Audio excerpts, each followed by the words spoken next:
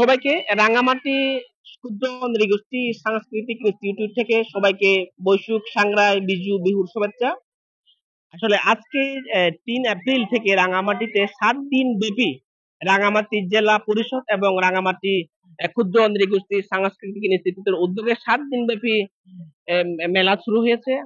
আজকে এই মেলার মাধ্যমে আসলে রাঙামাটিতে যে চাকমা, মারমা, ত্রিপুরা, তনসংখ্যা যে সমস্ত জনগোষ্ঠী অর্থাৎ বসবাসকারী যে সমস্ত জনগোষ্ঠী রয়েছে তাদের যে একটা মেলবন্ধন, তারা তাদের যে যে কালচার, তাদের যে বিভিন্ন ধরনের যে হস্তশিল্প, তাদের যে খাদ্য অভ্যাস সবকিছু আসলে মিলে, অর্থাৎ এখানকে আদিবাসী জনগোষ্ঠীর যে একটা মেলবন্ধন বা মিলন মেলা সেটা আমরা লক্ষ্য করছি।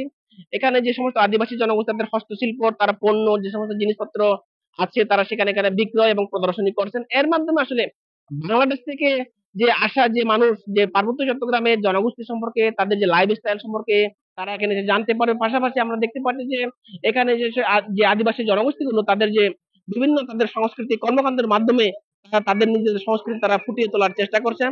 সবকিছু মিলে আসলে রাঙামাটিতে যদি বলি যে আসলে একটা উৎসবের যে আমেজ সেটা আমরা লক্ষ্য করছি।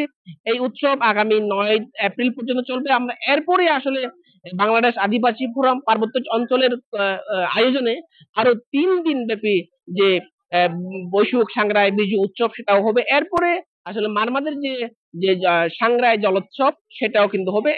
এই মেলার অন্যতম আকর্ষণ হচ্ছে যে আদিবাসী জনগোষ্ঠী যে তাদের যে বিভিন্ন ধরনের যে খাবার, অর্থাৎ রান্না করা খাবার, পাশাপাশি হাতের তৈরি খাবার, সেগুলো আমরা এই তো তাদের যে যে খাবার স্টল গুলোতে আমরা দেখতে পাচ্ছি। কারণ এটা হচ্ছে যারা রাঙামাটির বাইরে থেকে যারা বেড়াতে এসেছেন তাদের মধ্যে কিন্তু আসলে অন্যতম একটা এই যে খাবারের স্টল গুলো, এগুলোতে বিভিন্ন ধরনের খাবার যেটা আমরা সাধারণত বলি যে অন্যান্য দেশের অন্যান্য এলাকায় পাওয়া যায় না, বাট এই রাঙামাটি এই মেলায় এই যে মেলায় এসে তারা আসলে সে আদিবাসীদের যে বিভিন্ন ধরনের খাবারের স্বাদ তারা গ্রহণ করতে পারবেন।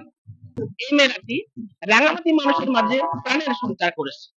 এই মেলায় ইতিমধ্যে হাজার হাজার মানুষ তারা অংশগ্রহণ করছে। এই মেলার মাধ্যমে রাঙামাটিতে বসবাস করা বিভিন্ন আদিবাসী জনগোষ্ঠী তাদের কৃষ্টি কালচার ফুটিয়ে তুলছেন। এই কৃষ্টি কালচার শুধুমাত্র আদিবাসীদের সংস্কৃতিকে তুলে ধরছে না, এই কৃষ্টি কালচার বাংলাদেশের সংস্কৃতিকে বেশ সমৃদ্ধ করছে।